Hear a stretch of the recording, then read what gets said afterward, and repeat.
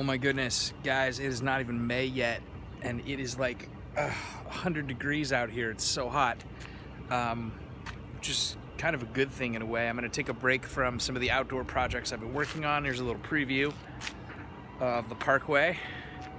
Obviously the fence behind us is still an ongoing task, and I'm in the middle of a major remodel of the shop, which has been really cathartic and really kind of fun, actually. But today, since it's so hot out here, I'm gonna duck into the darkness and I'm gonna work on one of my more fun projects. It's been a few weeks, so it's time to dive back into this one, and this is part 2 of the infamous Iron Man helmet. Electronics. Let's do this. Alright, so if you missed part 1 of the video where we built Dr. Doom's infamous Iron Man helmet, you should definitely check that part out. I will link to it in the description below. Essentially, we are ready now, with the helm assembled, to install our electronics. And the first thing I want to do is install a super bright LED behind this detail feature in the top of the helm so that we can really light up the night with a nice green Dr. Doom glow when we're out and about in this helmet. So I've got myself a couple of ultra bright green LEDs. These are 3-watt LEDs from All Electronics. I will link to these in the description so you can buy them for yourself if you like. They're just a couple of bucks each, and All Electronics will ship them to you in these times of COVID non-travel. And then I'm going to install this Tenergy lithium-ion battery to power them, and a switch to control on-off, and this is all going to be wired directly into the helmet. These are the only electronics we're going to put in the helmet itself. Everything else we're going to do here, the heads-up display, the computer electronics, everything else is going to be in the Soft Robotics style, and it's going to be something that I can wear without the helmet and slip the helmet on as a hard shell over the top of, similar to how Tony Stark does in the Iron Man 3 movie when he is remotely piloting the Mark 42. So yeah, let's dive into the LEDs. First, we're going to do some soldering. We're going to lay out our circuit. We're going to mount it all up, and then we'll move on from there. Okay, since this is kind of a basic switch light on-off setup, I thought this is a good opportunity to do a quick tutorial. For those of you out there who have never used a switch or wired a battery or wired up a light before, this can seem challenging from the outset, but it's actually pretty simple once you get the hang of understanding what's happening in the electric circuit. And so what you can see already is I've got my battery just popped into this battery case that I 3D printed a while back, and I've got terminals wired up to each end. I've got a red wire coming out of my positive terminal, and I got a black wire coming out of my negative terminal, quote unquote. And we'll get to that more in a second. But this is an easy way to think about how a battery works. Positive and negative terminals, positive and negative ends of the battery, positive forcing the electrons out through this wire, and negative receiving the electrons back through this wire, because it's all a circuit in the end. And what we're going to do is we're going to run that circuit through this LED light. And as you can probably see, we've got a positive and a negative terminal on our LED. So essentially, if I wanted this thing to be always on and uncontrollable, I could wire my positive directly to the positive terminal, I could wire my negative directly to the negative terminal, and that light would be on until this battery died. I want to put a switch in the circuit. And to be perfectly honest with you, it doesn't matter if you run this switch inside the positive or inside the negative. All you have to do is be able to switch it to break the connection, or switch it back in order to establish the connection for this switch to work. And it's really that simple. So what I'm going to do here is I'm going to take a couple links of this black and red wire that I just had laying around in my wire bin. I'm going to cut some shorter segments of it, and I'm going to wire up my LED so the red is coming off of the positive, the black is coming off of the negative. Then I'm going to attach my switch. In this case, I'm going to run it in the red line and the positive line between this red wire and that red wire. And I'm going to test my circuit before I solder everything, the light to the switch to the battery, and close the circuit with the two black wires being soldered together. Also, before you solder two wires together, you're going to want to run some heat shrink wrap between them so that once you've made that solder connection, you can put the heat shrink back on top and heat it up to seal it and make a nice clean seal so that no electrical contact points are exposed where you made that connection that might touch the red wire inadvertently. But it's pretty much that simple. And once we've done that, we'll have a circuit that runs from the point of our positive electrode terminal through the switch, through the LED, and then back to the battery, and that creates a circuit, an electrical circuit. It's just that simple, and you can do it too. Let's do it together.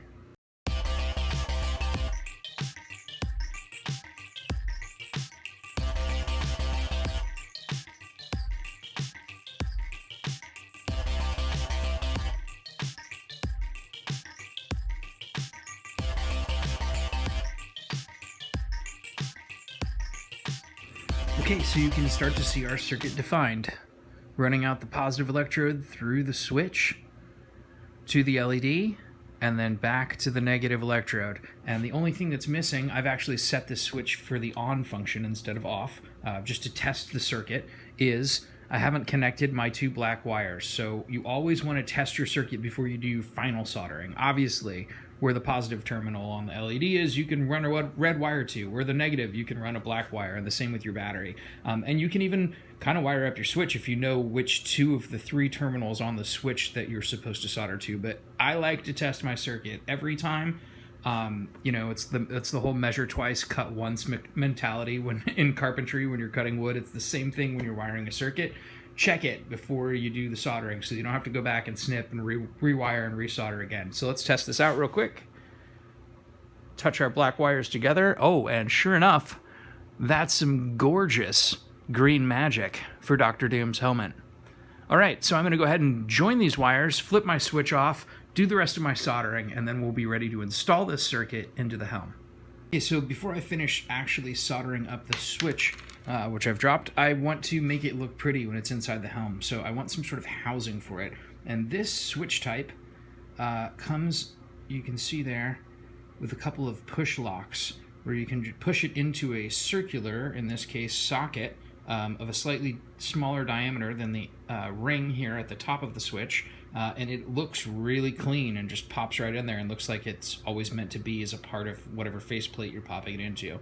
So, ladies, gentlemen, who 3D print especially, I'm here to tell you all those bits and pieces that you thought were trash, those models that didn't work out quite right, keep them in a bin somewhere. Maybe not all of them, but some of them, because you never know when they're going to come in handy. In this case, an old battery cover. I have drilled a 5/8 inch hole, in this case, for this particular switch here. And of course, first I did a test hole to make sure that I have the right diameter with my drill bit. And this is going to pop in here really perfect and cleanly. Before I do so, though, I want to actually take my Dremel and cut a line right here so that I'm just dealing with a little box for my switch instead of this big long rectangle. And then I'm going to pop my switch in. I'm going to have 3 walls, and the 4th wall, which will be open once I cut it, will go rest up against the side of the inside of the helm. So it'll look like it's meant to be sitting in this box, and I can put it in a nice spot where I can switch it on and off manually with my thumb.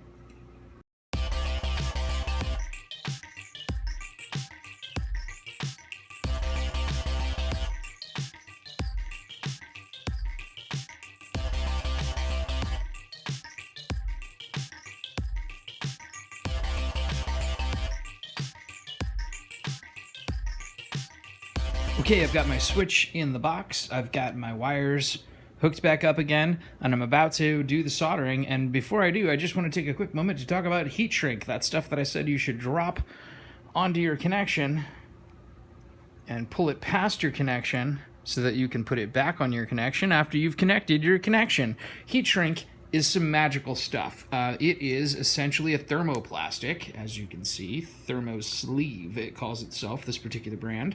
And what it is rubber. It's a non-conductive insulating layer that you can cut to any size. This entire strip, I think, costs like $1 for all of this. It comes in a bunch of different colors. It comes in a bunch of different sizes, diameter, width, sizes. Get some. If you're going to order LEDs from All Electronics, you might as well order some Heatshrink. It weighs nothing, and they will ship it all together in the same package. You can save on shipping costs. Get yourself some Heatshrink, cut it into little pieces, and use it for all of your connections so that you don't have any incidences with connection points touching each other and shorting or bridging your circuit.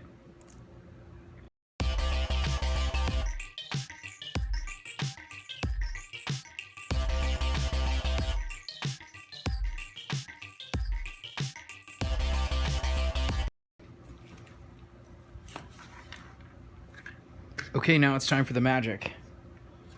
We'll slide our heat shrink over the connection and just apply a little bit of heat and watch it close up nice and tight. And it'll create a permanent bond so that that electrical contact will not short.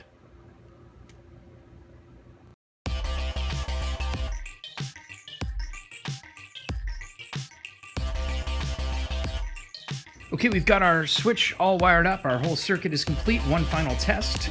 Oh, it works. So it's time to install this circuit into our Helm. Okay, so the first thing I did was take the LED and line it up inside the hole of the socket and just tack it in place with a little bit of hot glue. And I made sure that the LED lines up in the front and is shining bright by testing my circuit again. For this step, I've now taken the battery out of the pack just so that it's not as heavy in there while it's sliding around. And I've also removed that back piece of foam just to give myself some more access and remove the faceplate so that I can get in there a little easier. Now the next thing I'm going to do is put something on the back of this LED, so that the heatsink doesn't get too hot against my forehead, and it can get pretty hot with this LED being on for any length of time, and B, so that if the LED does happen to melt that hot glue at all, that there's enough hot glue and enough of a carriage unit in there to keep the LED lined up in place so that it shines out the hole properly and doesn't mess up due to the heating. Here again, I will advise, save your bits. This is a bottle cap. It actually screws on to the top of a soda bottle, and I will link to this 3D file in the description below. And this is one that just didn't come out that well, so it's not in use, and I'm going to use it here. Okay, it's the morning. We're back. I can have my bay doors open because it's not 1,000,000,000 degrees outside. And the next thing I did here in the process was I test fitted my circuit into the helmet to see the layout after I installed this beautiful LED and its bottle cap cover. And I realized that I didn't have enough wire to get to where my battery should mount and then to where I want my switch to mount. So I just essentially need to lengthen the wires. So the best way to do that, let's see, give a better shot on that, is to just make one cut at a time. So I've cut through my red and my black wire here. And on the other end, you can see my circuit used to be like this. This is where I made my cuts. So now I can open this whole thing up, have my black connect to the black again, and it's probably going to be about the same. It's probably going to be about right. I might lengthen it a little bit in the end, but I think we're going to try this for now to get to where the battery goes. And then I might lengthen this red wire a little bit, but not much, maybe just like an inch or two. But for now, what I'm concerned primarily with is lengthening this red wire that was the initial cut all the way back to the length of where the black wire is now that I've stretched the circuit out. And I think I'm going to run it a little farther too, just so that I can extend this one and have a little bit more room between my battery and where I'm going to run the switch to mount in the back of the helmet. So that's next. The important thing to do here, now that you've got your circuit proper, is to just do one cut at a time and one solder at a time, and then nothing conceivably will change. But, you know, this is the best advice I can give you as an engineer and as a maker. Test the circuit at every step of the way so that if you mess up, you know where you messed up and you know how to fix it immediately without having to go back and re-diagnose all the steps that you made between your last test process.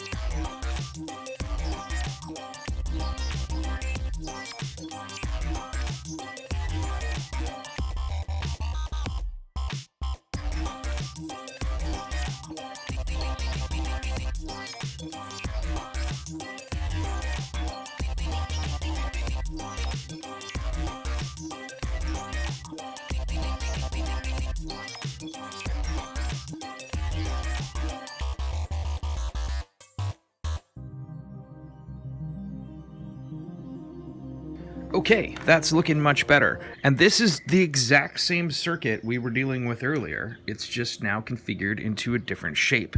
So essentially what we're ready to do is connect our original black junction and our new red junction back to the LED wires, red and black. Solder those up, and then of course test the connection to make sure that our battery lights up our light when our switch is flipped on.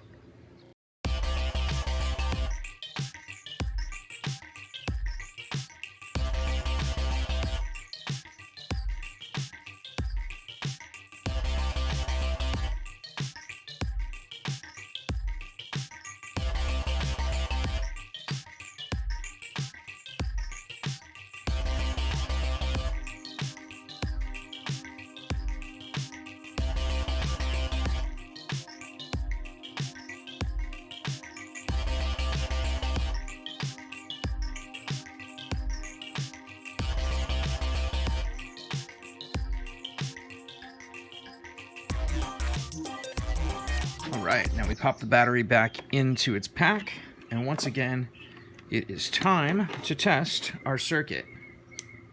Oh yeah, magical. That's going to look great. So everything's functional. Now we're ready to mount the battery pack and the switch in the helmet now that the circuit is in the right formation and layout.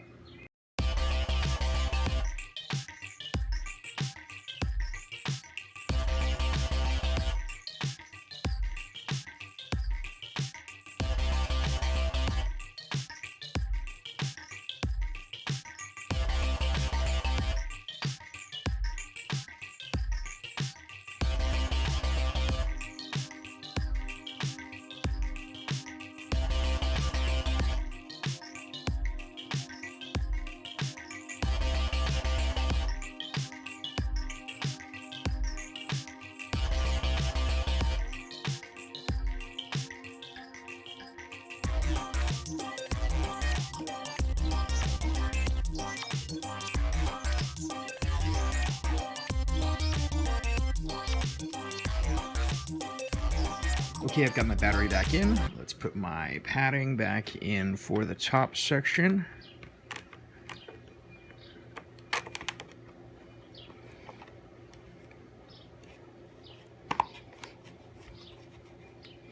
Cool. Let's get our faceplate back on. Awesome, nice and snug. And let's do one final circuit test.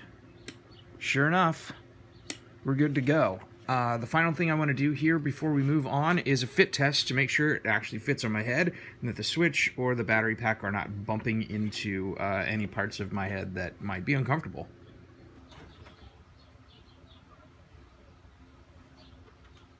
Oh yeah.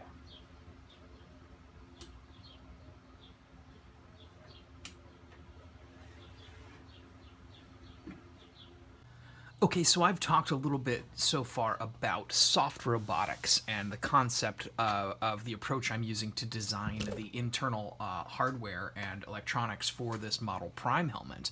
Let's talk a little bit more about what soft robotics really are. Soft robotics are essentially compliant material robots. So compliance is all about stiffness. It's about the extent to which an object resists deformation in response to applied force. So if you're dealing with a traditional robot, you're dealing with something very rigid. When you're dealing with soft robotics, you're dealing with something more compliant. Soft robotics is a growing field. There's actually now a soft robotics journal where people are starting to publish their work. That's super exciting. This is a growing field, and if you're interested in it, you can learn more about it and practice this yourself. Here's something cool I saw. This is someone at Georgia Tech, who is creating a soft actuator. Watch how this thing works, how the bendy components work in this to mimic a coral reef.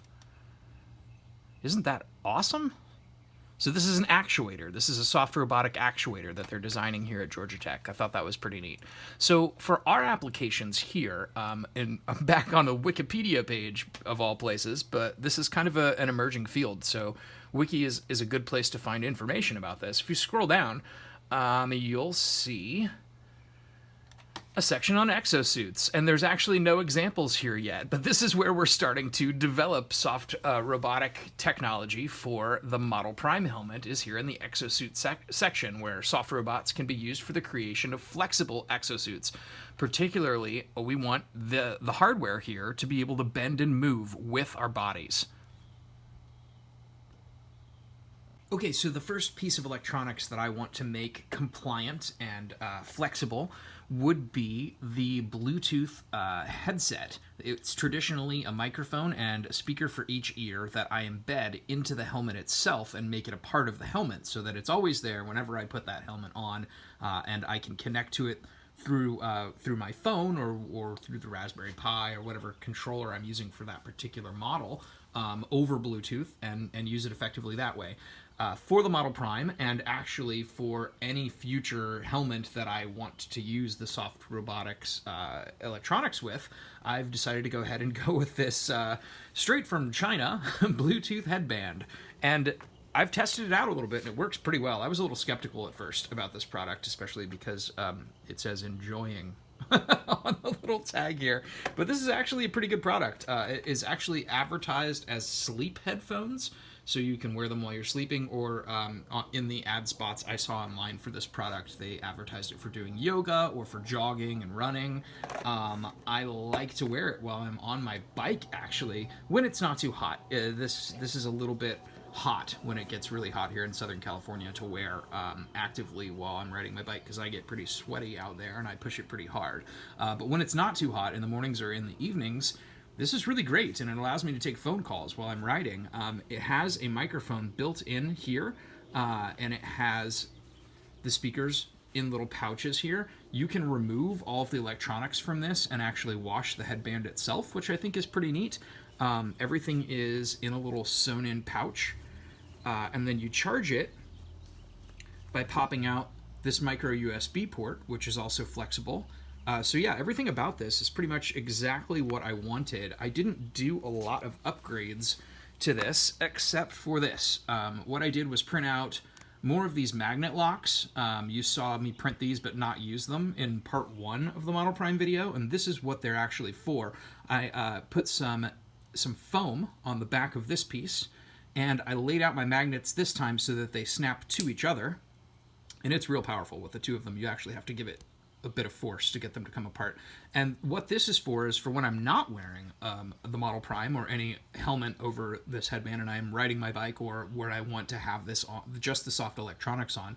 For example, if I'm taking a phone call, or if I'm working and I've got my heads-up display on and want the audio and video, or the audio to accompany the video, I will just put this piece right here in the back and snap this piece onto the front.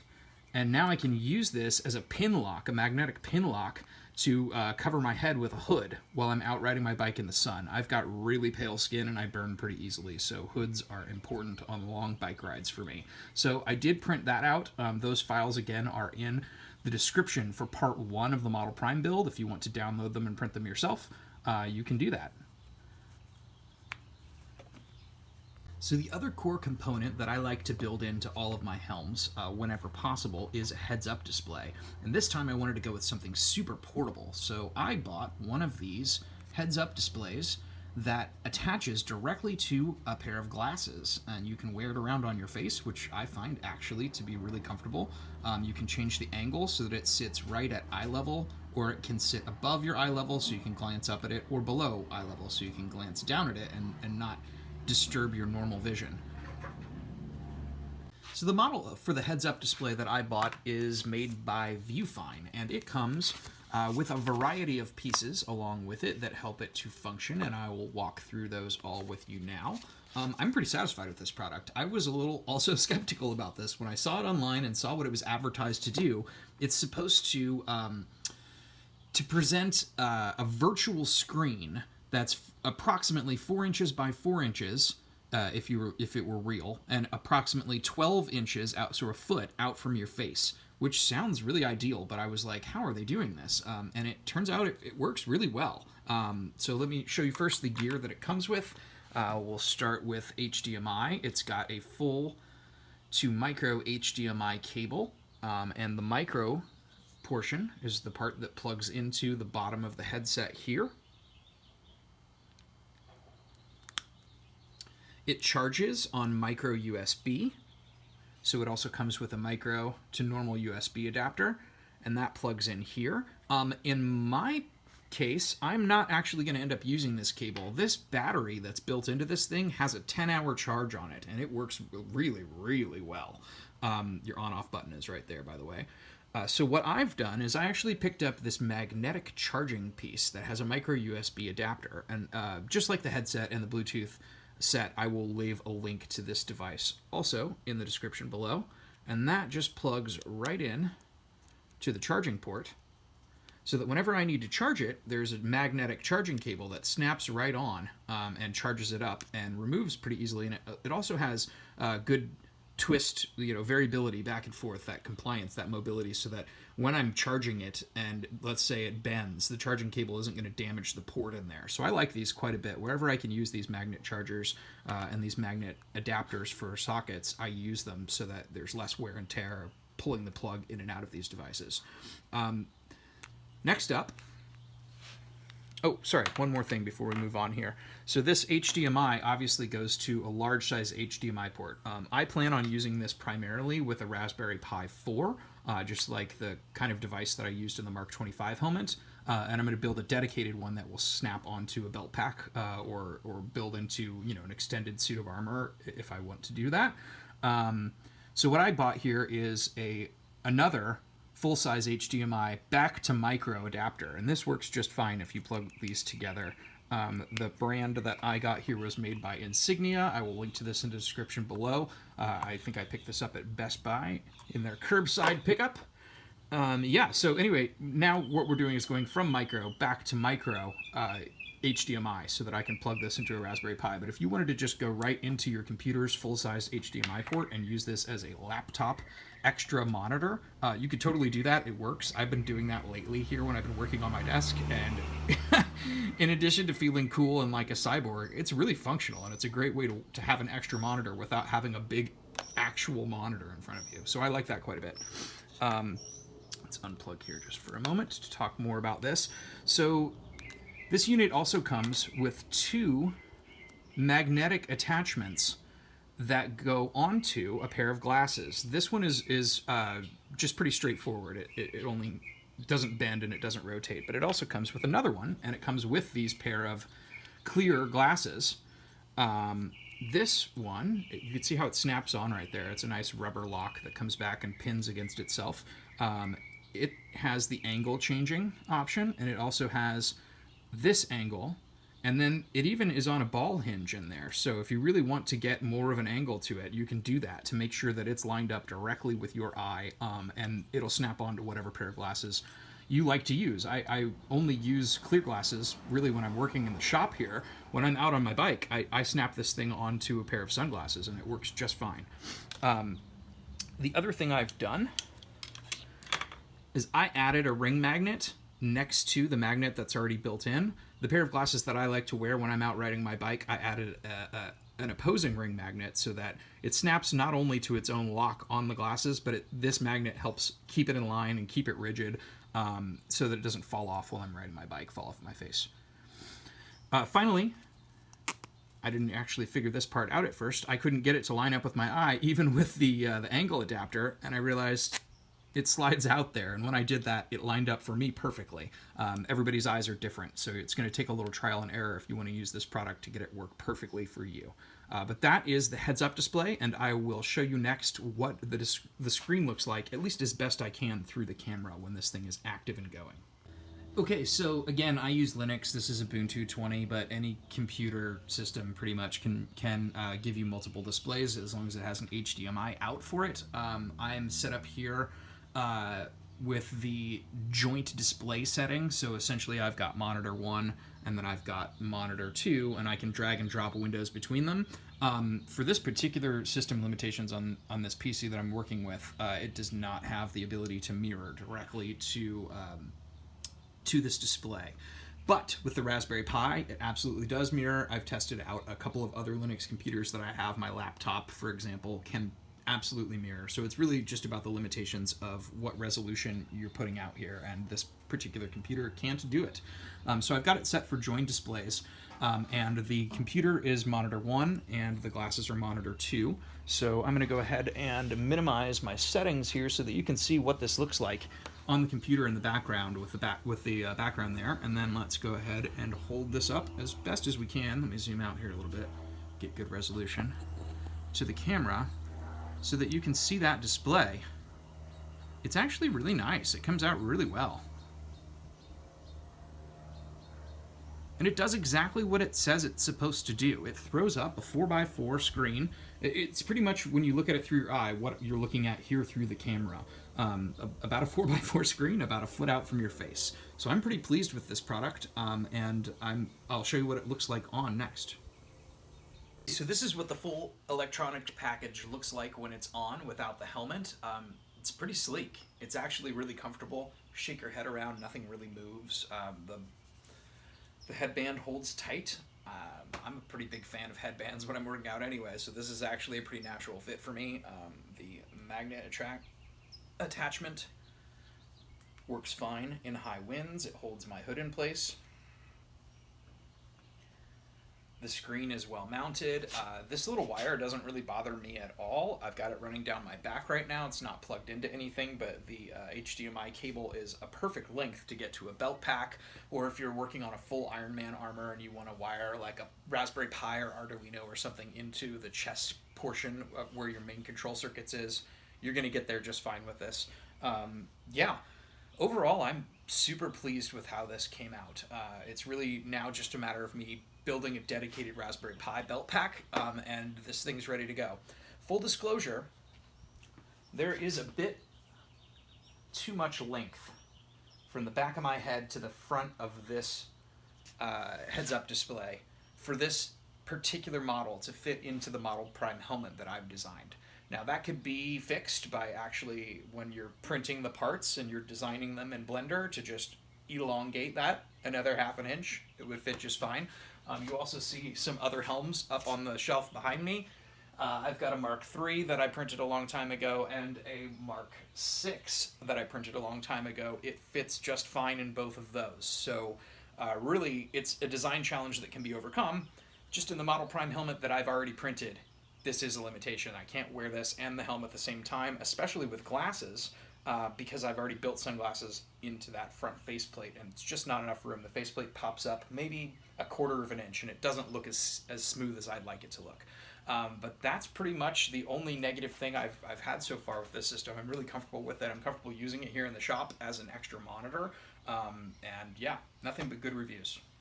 All right, so that about wraps up our build for the invincible Iron Man Model Prime helm worn by Dr. Doom in the comics, the infamous Iron Man.